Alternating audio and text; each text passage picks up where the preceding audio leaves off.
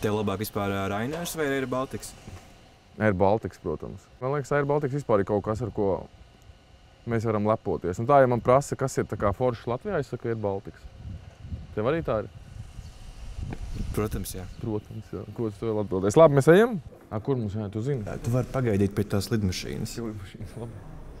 Un tu gatavs? Es baigi gatavs. Kreč, tev ir pārsteigums. Mēs būsim jaunā studijā. Jā? Un ir.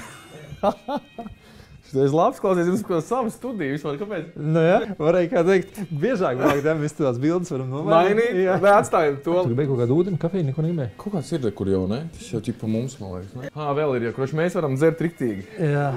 Tu vari pamēģināt norunāt to intro, kas bija pirmajā Es epizodē. neatceros, kāds kuģis dreifē pa jūru, bet es neatceros, ko. Es šito atceros. Pamēģini šo norunāt. Labdien, dārgie skatītāji! Kuģis bez virziena jūrā dreifē. Nē, nevis kuģis, bet jāpaņem lidmašīna. Bet skaidri. Lidmašīnas debesīs drēfē.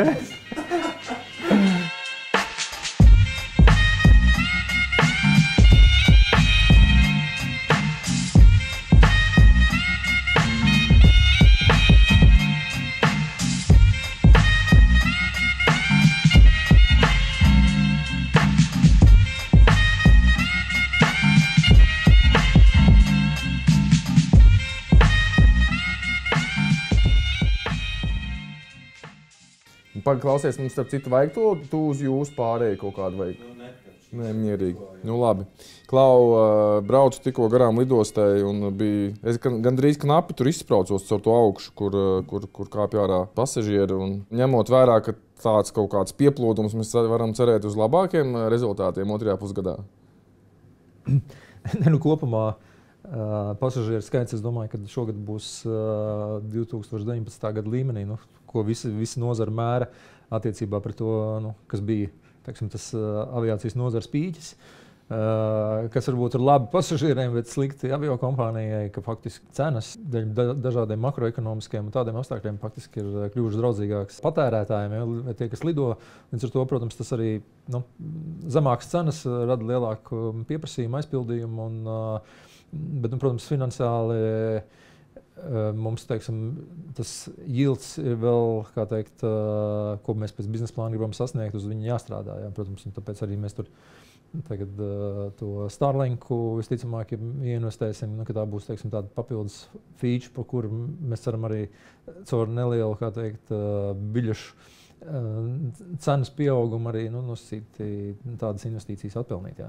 Bet, Okay. Kas rada super lojalitāti aviokompānijai. Nu jā, ka tu droši vien vari turpināt strādāt arī, ja tu esi lidmašīnā. Tas ir kaut kāds. Teiksim, es domāju, ka sevišķi uzņēmējiem, kas tur, nezinu, 2-3 stundu lidojums, ja, vai not, ja, uz Spāniju 4 stundas jālido, tu vari, faktiski neatejot, neizslēdzot telefonu, teiksim tā, ja. Tad tev Starlinks strādā gan uz zemes, gan gaisā, ja. Tas nav tā kā tālajos lidojumos, ka tikai, kad tu sasniedz, tu nezinu, 10 000 metrus. Ja. Es biju priecīgs, ka es varēju tās grāmatas lasīt, ka beidzot, zin kā, bija tā kā, ka neko citu nevar darīt, tad beidzot tās grāmatas varēja lasīt. Tagad arī, principā, tā iespēja pazudīt. Nu, protams, es domāju, teiksim, tā digitālo rīku, kā teikt, vienāšana mūsu dienā, es domāju, tas paliek ar vien vairāk. Trakāk, un, protams, es nezinu, man pašam ir jādomā, kā ar to cīnīties. Man bija, paldies, kādreiz devis tur ieteikumus, tas strādā, bet tāpat ir sev jāaudzinā. Okay. Nu labi, Klau, ja mēs pieskārāmies tām maržām, varbūt tad uzreiz izrunājam. Var sakot, es saprotu, ka mums pasažieru lidojumiem marža salīdzinoši mazā, ap 16%, vizēram kaut kur redzēja, ka ir ap 24%, bet izīrējam mēs ar 70% maržu. Ko tas nozīmē? Kāpēc ir tik kaut kāda liela starpība, vai ir viņu iespēja celt? Tas ir droši vien pirmais jautājums. Ne, tie ir divi dažādi produkti. Es saprotu, ka tie ir divi dažādi produkti, bet vismaz no tiem 16 un 24 ir tomēr arī liela starpība. Tur ir starpība, protams, svarīgi ir, teiksim, ko katra aviokompānija norāda un ieskaita, teiksim, tajā maržā. Ja. Kopējais, teiksim, ticket yields tam pašam Vizēram un Raineram ir zemāks nekā ir Baltikam.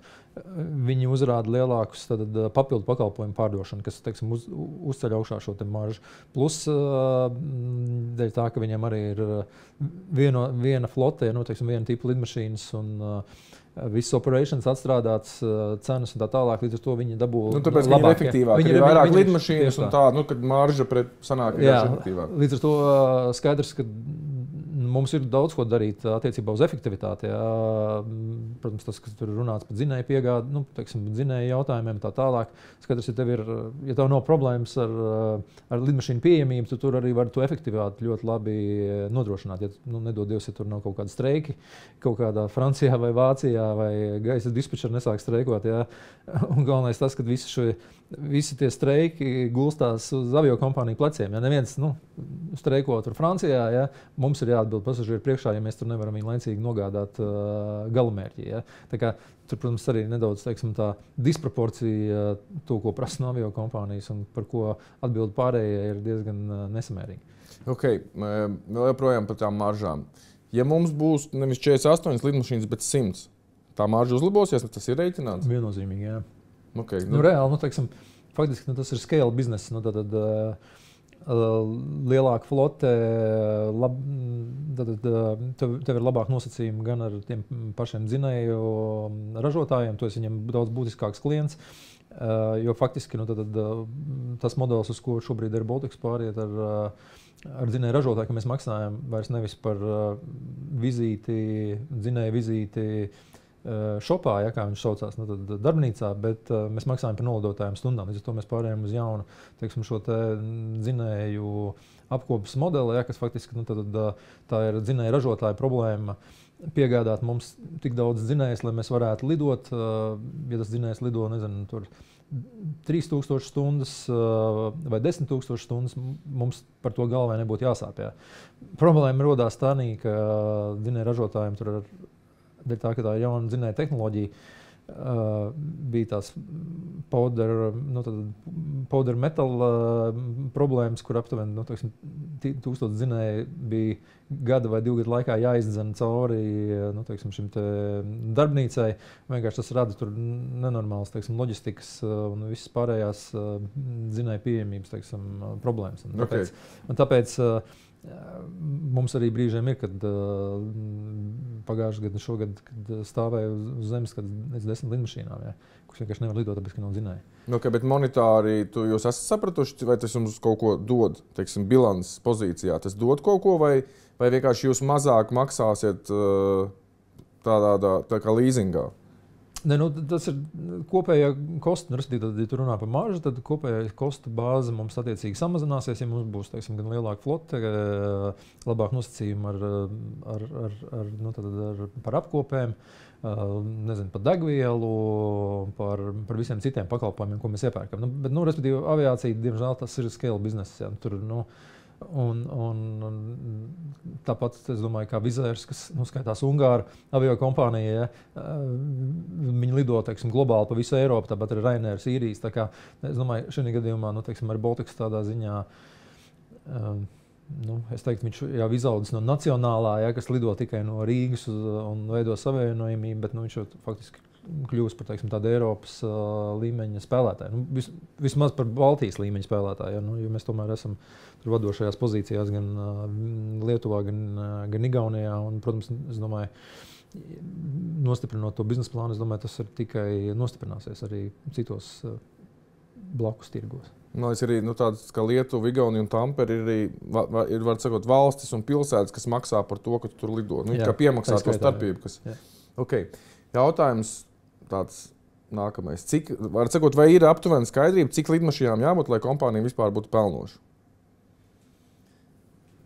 Tev var arī piederēt 5 lidmašīnas, un tu vari lidot no punkta A uz punktu B maršrutā, kurā nelido neviens cits, ja, un prasīt par biļeti cenas. Un tāds piemērs ir Skandināvijā aviokompānija, kas lido no paša Stokholmas centra, ja, bet viņai ir lidojumi tieši pa pašu Skandināviju, pa Zviedriju, ja, kur citi nelido. Līdz ar to ir dažādi šādi modeļi. Ar Rīgu tas īsti nestrādā, ja, jo mums ir jābūt kaut kādai lidmašīnu skaitai, tev ir jāuztur bāze, kur ir pietiekami dārga, kur tev overheads ir pietiekami liels. Līdz ar to, lai tu to overhead nosaktu, tev ir jābūt faktiski tai kapacitātei, apgrozījuma kapacitātei daudz lielākai nekā Rīga spēja patērēt. Ja. Būsim godīgi. nepilni 25% no Air Baltica apgrozījuma veido tikai Latvijas apgrozījums. Ja? Pēc būtības 75% tas ir faktiski eksports. Tie ir no tiem 75%, kas ir eksports, tie ir apmēram puse. Ir cilvēki, kas nopērk biļeti kaut kur ārpusē mūsu maršruta galā un atlido uz Rīgu. Ja? Tad nepilns miljons pagājušā gadā. Ja? Pasažieri, kas atlido uz Rīgu, kas te tērē naudu. Respektīvi, tad mēs uzlabojam valsts makroekonomiskos un IKP rādītājs tādā veidā. Tā kā, faktiski, augot ārpus Latvijas, mēs samazinām to izmaksu bāzi, kas mums būtu šeit. Ja, tad, ja mēs runātu par mazāku skaitu lidmašīnu, tad es domāju, tad tā bāze būtu tāpat jāuztur, tās izmaksas būtu dārgas. Un es domāju, ka valstī tās investīcijas būtu droši vien krietni regulārākas un lielākas. Ja? Nepiekrīt, droši vien, jo Igaunijā un Lietuvā jau nav tādas, nacionālās avio kompānijas. Ja? Tad viņi tur, mums kaut ko piemaksā, lai kompensētu to mazo zaudējumu. Tā kā viņiem, tā kā nav teikts, ka ja nebūtu, tad mēs tur nelidotu, tas pats tur Finairs lidot, vēl kaut kas lidot. Kaut kur mēs varētu nokļūt. Tā kā tas ne līdz galam, man liekas, ir taisnība. Tas tāds mans viedoklis, bet jautājums tad vienkārši, to droši vien tur varbūt arī nevar teikt, bet es nezinu, vai pie 50 lidmašīnām mēs jau varam būt pelnoša organizācija, vai mums vajag tās 100, lai mēs būtu pelnoši. Tā kā kur ir tas, vai tas, es arī saprotu, protams, ka ja izdodās tur, ja nav piesaistīti bondi pa šausmīgi augstu likmi, kas ir tikai procentos gadā maksā 50 miljonus. Droši vien, ja tas nav, tad varbūt var arī izdzīvot ar 50 lidmašīnām, bet ja nav, tad vajag 100. Var sakot, vai šās korelācijas ir skatītas kaut kādā ziņā? Protams, tie, menedžments un padomi jau, tos scenārijus vienmēr skatās un analizē. Ja? Atgriežoties, pie tā paša valsts atbalsta, ne tikai, bondi, ja? Tad jautājums, kādā veidā tu vari kaut kādu vērtību tai valsts akciju paketei radīt. Pēc būtības, jo tāpat Covid nauda, ko ieguldīja 340 miljonus, viņi jau neaizgāja tajā brīdī uzņēmuma attīstībā. Jā. Viņi vienkārši nosedz tā brīža zaudējumus, jo lidmašīnas vienkārši stāvēja un nelidoja. Cilvēkiem vajadzēja izmaksāt kompensācijas par atlaišanu un par visām pārējām lietām. Jā.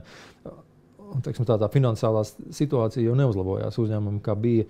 Pamatkapitāls negatīvs vēl pirms 13, 14 gadiem, tā viņš ir joprojām. Tad faktiski tas veids, kā pelnīt, faktiski ir, un to vērtību pieaudzēt, un to EBIT dabūt, ir vienkārši ar lielāku floti sasniegt lielāku pelnītspēju, lai tu vari nosacīt dabūt to multiplikātoru tai akciju vērtībai. Ja? Es teiktu no tāda viedokļa, ja tu esi ieguldījis pietiekami kapitālu, tā, ka tev ir labi kapitalizēts uzņēmums, tad, protams, es pieļauju, ka tu arī tu biznesa modeli var nedaudz savādāk veidot, un tu vari būt rentablāks ar, ar mazāku lidmašīnu skaitu. Bet, protams, tev pieminēto bondu izmaksas un tas, ka tu vienkārši ar negatīvu kapitālu nevari nohidžēt degvielas cenas apjomu tādā skaitā, tur Forexā nevari neko nohidžēt, ja jo tu vienkārši nav partneri, kas ir gatavi ar tevi slēgt tur fiksēts līgums. Ja. Ok, labi, tad varbūt tu īsti neatbildēji uz manu jautājumu, bet varbūt es vēlreiz pamēģināšu tad ar esošajām 48 lidmašīnām. Ja neizdodas veikt šo IPO, vai lielāko daļu lidmašīnu izīrējot, kompānija varbūt, tā teikt, kaut ko, bet vismaz ne zaudējums nesošu?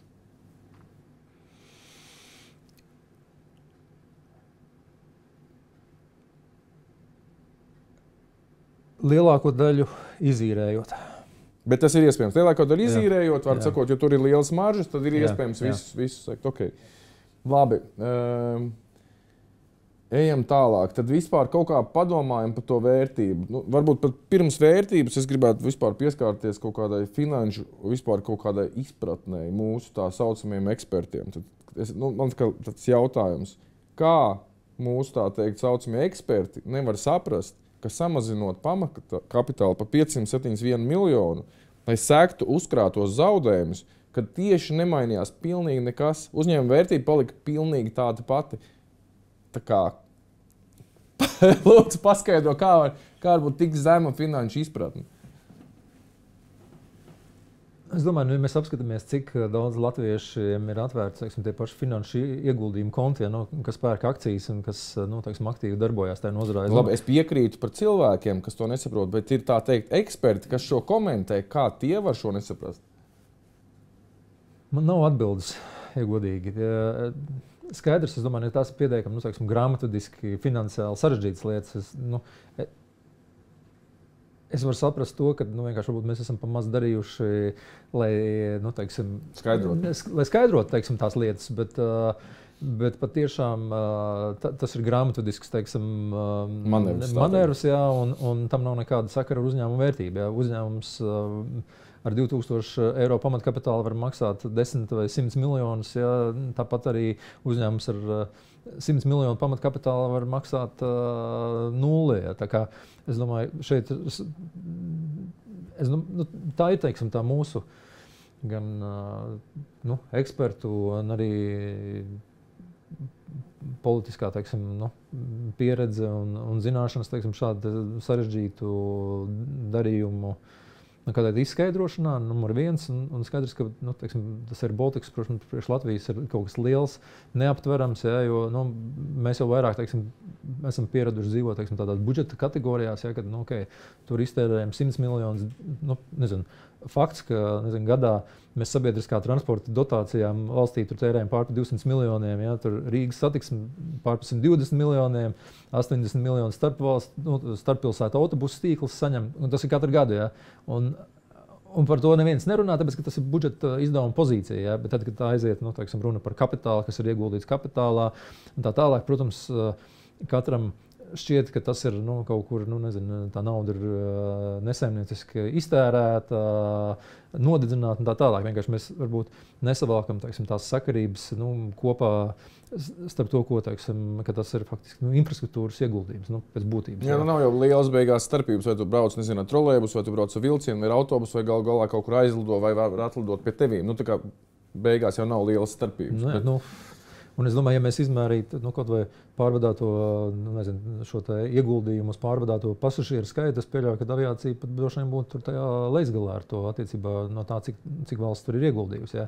Vienkārši skaidrs, ka tā informētības tam principam ir jāmainās. Ja? Un, protams, tā jau nav politiķa vaina. Es pieļauju, ka tā ir visu arī padomas un uzņēmuma valdes pienākums to stāstīt. Jautājums, protams, ka jebkurš stāsts, kas no Baltika iznāk, lai viņš būtu labs vai slikts, vienmēr būs uzreiz diezgan liela tāda negatīva kritizētāju masa, kas vienmēr to pagriezīs caur negatīvo. Bet es piekrītu, ka vienkārši ir jāiet, jāstāsta par tām lietām. Un droši vien šie salīdzinājumi ir jāzīmē. Mēs būvējam dārgu dzelzceļu, ja, kas maksā miljardos, ja, nevis 100 miljonu. Ja. Un tur biznesa case nebūs apakšā. Ja? Tas, es domāju, visiem ir skaidrs. Ja? Bet šeit mums ir tomēr tas mērķis pelnīt. Ja? Un ja izdodas tas biznesa plāns un IPO, es domāju, ka tā pelnītspēja būs pilnīgi reāla. Ja? Un tā pelnītspēja, protams, nāks lielā mērā no tā, ka mēs to pakalpojumu eksportēsim. Mēs pārdosim viņu citiem. Tā tas ir. Okay. Labi, tad mēs varbūt ne līdz galam piekrītam par to Rail Baltiku, jo ja tev tomēr Eiropa kompensē 85%, un ja kāds būtu izrēķinājis, cik īstenībā liela daļa no tās naudas paliek valstī, ja pie mums jāpiemaksā 15%, tad es teiktu, ka tas ir visdrīzāk pat plusus nesošs pasākums. Jo tas ir, mēs šodien par to... Jā. Nē, es to piekrītu. Es domāju vienkārši, bet es nezinu, vai tiešām, vai tiešām kad Eiropa dod 85%, tas, ko mēs tagad lasām, ka droši vien tas ir mazāk. Jā. Bet jā, tas ir cits stāsts. Jā. Bet tas ir atkal ir Eiropas parlamentu un mūsu deputātu pārliecināšanas spēju ietvaros. Okay, tas atsevišķi temats. Ejam atpakaļ pie... Mēģinam kaut kā saprast to uzņēmumu vērtību. Kā viņu vispār šobrīd var noteikt, lai ietu, tā teikt, pavisam jau drīz uz IPO? Tā kā es saprotu, ka pirmais pusgads bija nepārāk labs, tur kaut kādi tika minēti -60 miljoni, Bet arī Boltam ir arī tur mīnusi, tā teikt, 10 miljoni, bet vērtība ir virs miljardus. Tā ir normāla situācija, ja tev ir kaut kāda izaugsmas plāni un kaut kā tas viss izstāsta realistisks nākotnē.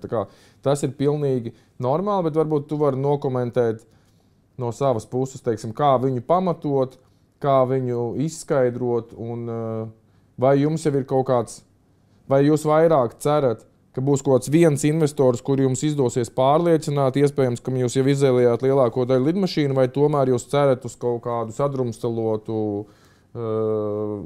nezinu, privātu personu ieguldījumu no Eiropas, Latvijas, Baltijas? Ja, es domāju, gan man kā padomus priekšsēdētājiem, man tomēr svarīgi, lai teiksim, šis strateģiskais investors novalidē to mūsu biznesa plānu. Un, ja tas darījums ar to strateģisku investoru notiek, ja, es to uzskatīšu abstrahējoties no Latvijas, teiksim, publikas un politiķiem, ir kompānija, kur teiksim, tam biznesa modelim tic, redz, ka viņš var izdzīvot. Tas būtu tāds solis numur 1. Otrs, protams, runājot par to nākotnes vērtību, kad tu ej tirgos. Skaidrs, ka šo bilanci mēs tur nevienu nepārsteigsim. Ja? Tas, ko mēs cenšamies pārdot, ir šis izaugsmes stāsts, ja? Ko principā Baltics arī ir kopš 16. gada soli pa solim ir demonstrējis. Ja? Tur audzējot floti, apgrozījumu, tās destinācijas un tā tālāk.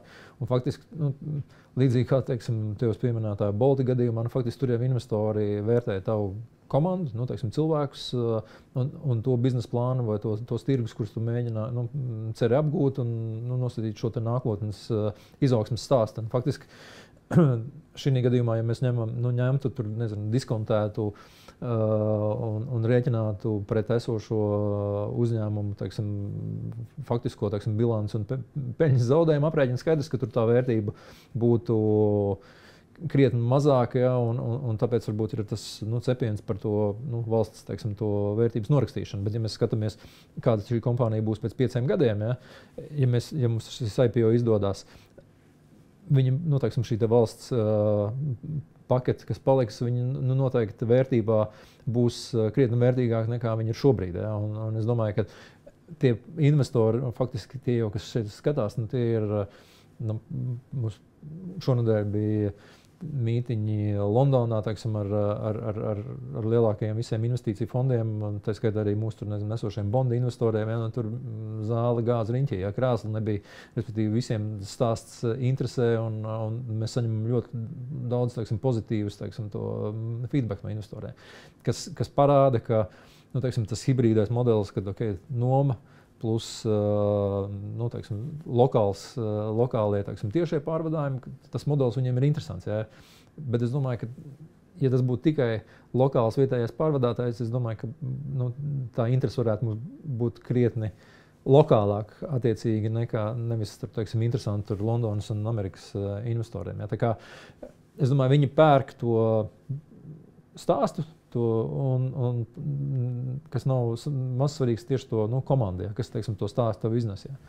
Un skaidrs, protams, mēs varam tur kritizēt Gausu, Latvijā tas populāri, bet, ja tu man te prasītu, vai viņš var to stāstu pārdot, tad es teiktu, ka es šobrīd neredzu citu cilvēku, kas to stāstu var pārdot tiem investoriem. Cits, protams, jautājums, kas notiek, ja notiek, bet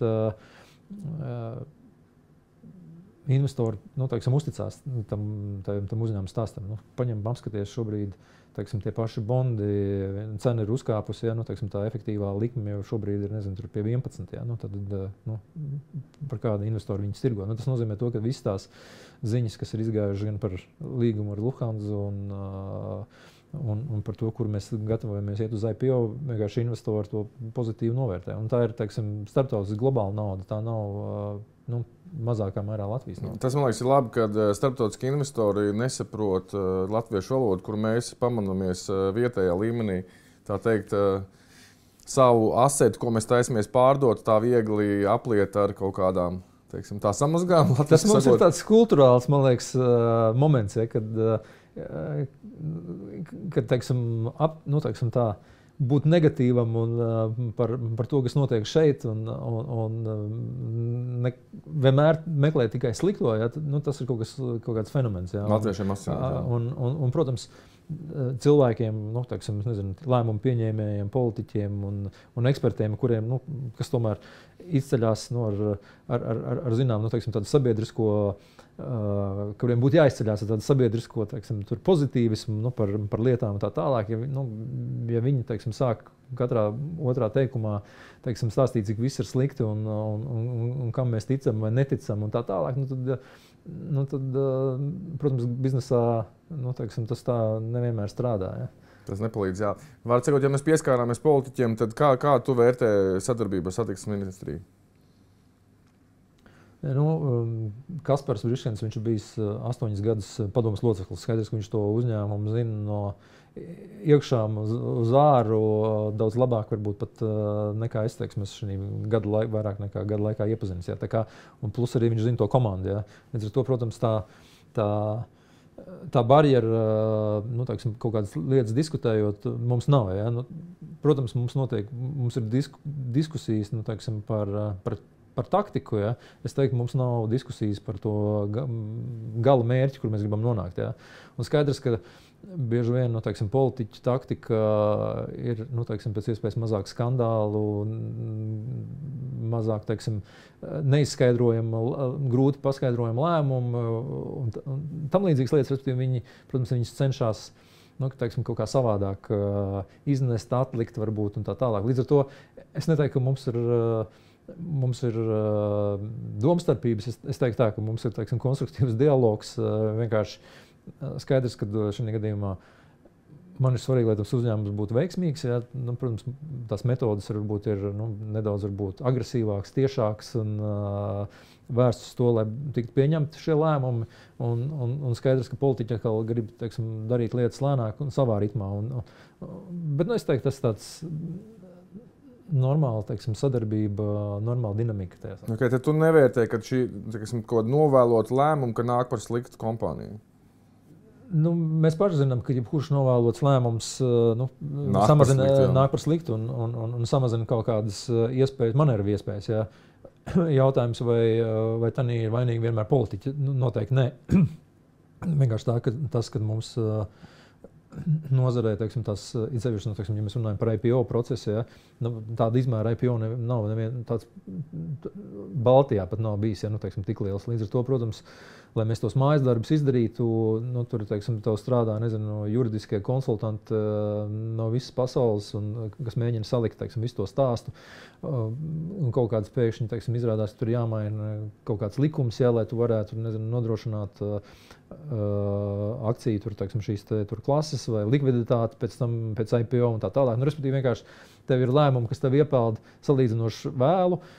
Tu esi spiests viņus, teiksim, lai no šī mērķa par IPO neatkāptos nest politiķiem. Protams, tas viņus uzvelk, ka tas notiek salīdzinoši īsi, nevis, teiksim, mums ir pusgads vai gads, teiksim, viņus izdiskutēt. Un tur rodās, teiksim, šī te, kā teikt, nesauksim viņus par pārpratumiem, bet, teiksim, tur rodās, protams, tādas saspringtas situācijas un skaidrs, kad teiksim, jautājumi par to, vai mēs tur varam viņam uzticēties, kāpēc tas jautājums atnests tikai tagad un vai to nevarēja izdomāt ātrāk, tad bieži vien tev nav ko normāli atbildēt. Tu jāsaka, jā, patiešām mēs šo faktu uzzinājām tad un tad, tad šāds ir mūsu risinājums. Daram vai nedaram. Ja? Un tad, protams, tad, kad tie lēmumi tiek darīti, tad atkal mums ir publiskā puse, ja, kur tev ir jāiet un jāskaidro, kāpēc jūs to nedarījāt tad vai šit. Vienkārši ir apstākļi tev noliek tajā situācijā un tev viņi ir jārisina. Okay. Labi, pieskaramies ar IPO. Vai ir aptuveni skaidrība, cik procentus no kompānijas ir plānots pārdot caur IPO?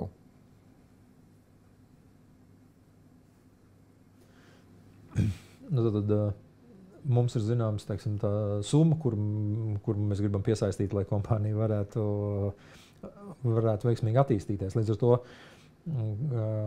tādā brīdī, tad, kad mēs iesim uz tirgiem, pieņemsim lēmumu par akciju kotēšana būs analītiķu pārskati. Tad mēs varēsim pateikt, hei, kur mūsu vērtē par summu X vai par citu summu. Un tad, attiecīgi, izejot no tā, tad mēs varēsim pateikt politiķiem, ka jums ir jārēķinās, kad, lai mēs piesaistītu šo summu, mums būs jātaisa tik liela emisija. Ja.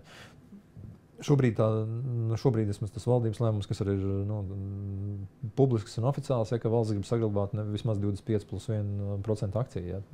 Šobrīd valstī ir 98 nepilni. Ja. Tā kā, faktiski, es domāju, šis diapazons starp 100 un 25 ir... līdz 75%. Jā, līdz 75%. Okay. Labi. Un tad galvenais mērķis varbūt ir tad vēl joprojām nodzēst šos bondus. Tur daļai, tad normāla kapitalizācija tev ļauj pirmkārt atmaksāt bondus, bet visticamāk mēs arī pēc tam izdosim kaut kādus jaunus bondus, vienkārši mēs gribam dabūt normālus finansējuma nosacījumus. Ja. Tāpat arī, bet potenciāli samazinot kopējo leverage apjomu. Ja.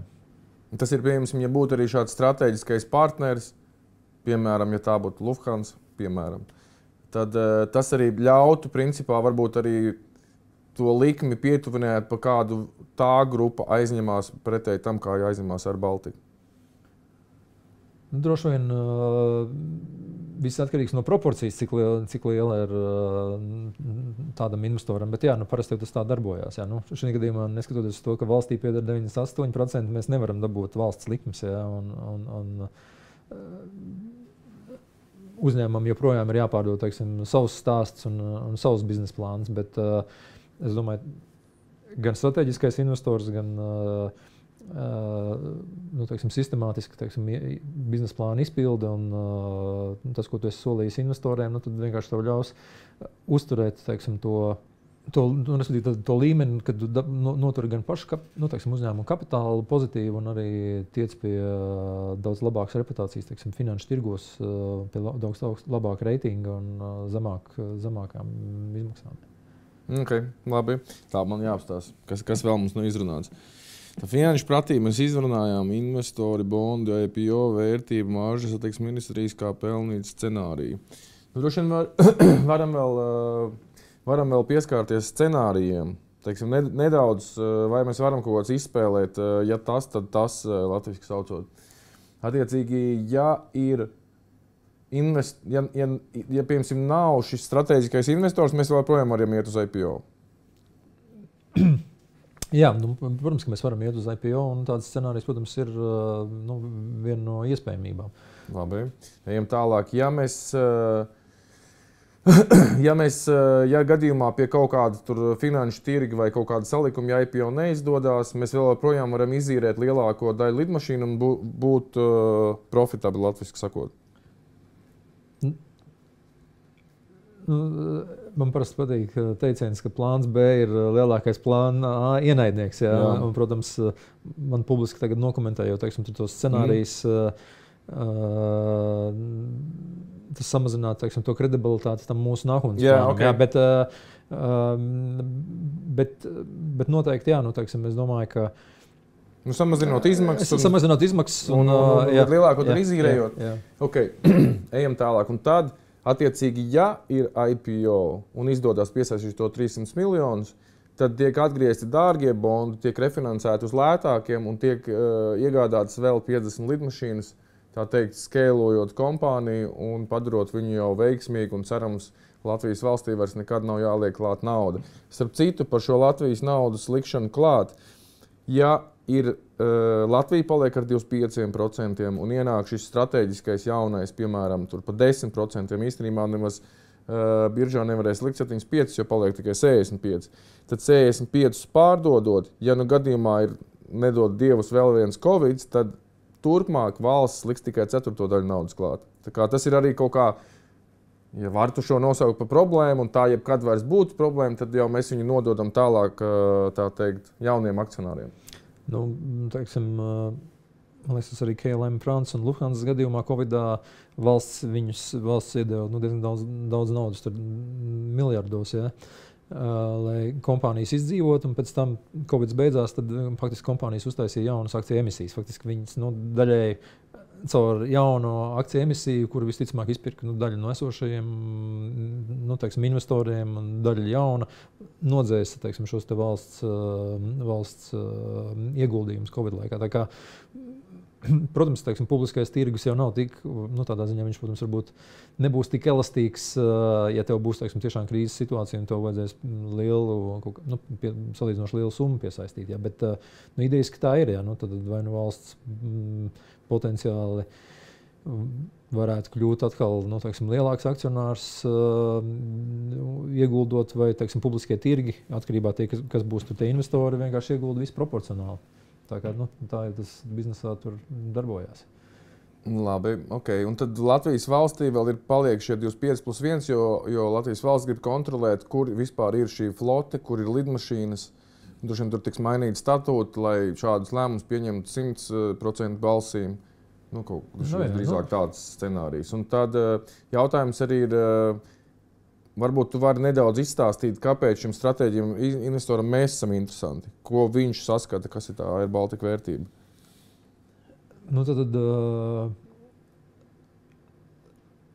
Air Baltica, tas, kas ir šeit uzbūvēts, gan tehniskā bāze, gan lēmums 14. gadā pirkt tieši bombardierus, kas pēc tam pārdēvējās pa Airbusiem, šīs lidmašīnas.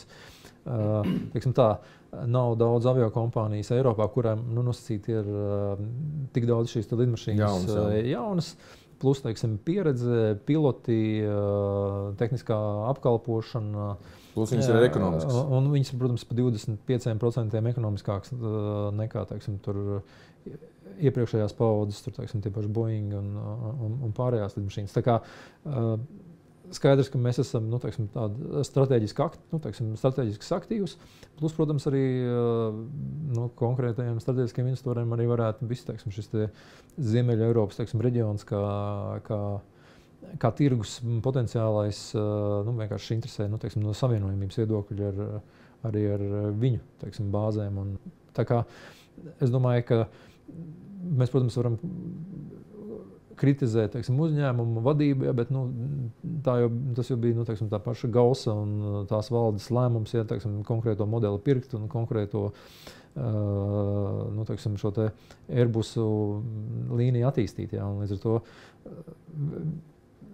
ja tas strateģiskais investors ienāks, tad, kā es vēlreiz teiktu, tad viņš validēs nosacīt, ka tas ir bijis pareizs lēmums. Tā ir vērtība, jā. Var sakot, galvenā vērtība tad attiecīgi komanda un flote.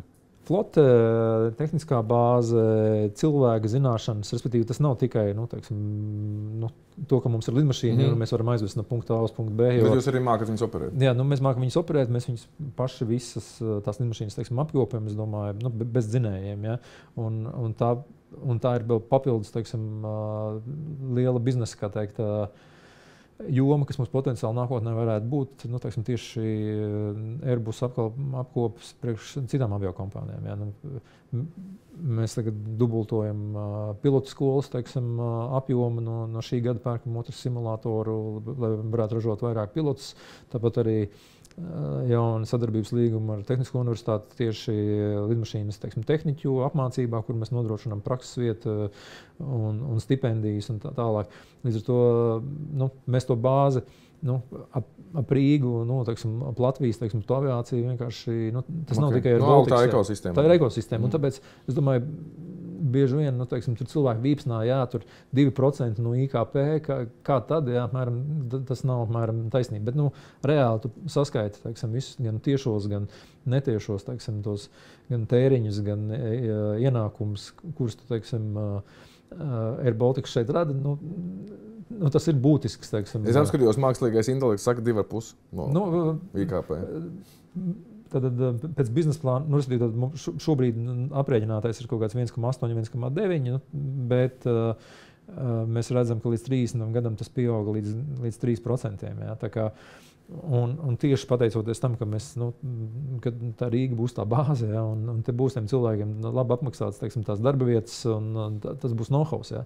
Tāds nebūs ne lietuviešiem, ne igauniem, ne skandināviem, tāpēc, ka viņiem nav ne tādas lidmašīnu flotes, bet tādas lidmašīnas pērk, tagad nezinu, Air France pērk citas aviokompānijas Eiropā. Tā kā, un skaidrs, ka šeit... Tas bija tālredzīgi, teiksim, pirms šīs lidmašīnas. Tieši tā, jā. Okay. Labi, tad nedaudz vēl iezīmē lūdzu to laika grafiku, kad ir strateģiskais investors un kad ir aptuveni plānots IPO? Tas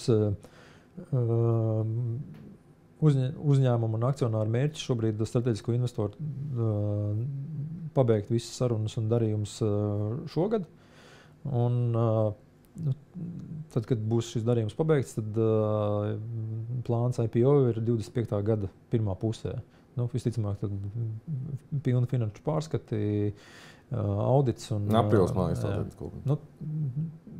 bet tas arī jāsaprot, ka, teiksim, pirms mēneša, teiksim, pirms 2 aviokompāniju, teiksim, akciju cenas visā Eiropā, pasaulē nokrita tur, nezinu, kam pa 30, kam pa 25%. Ja? Pēdējo, teiksim, 2 nedēļu laikā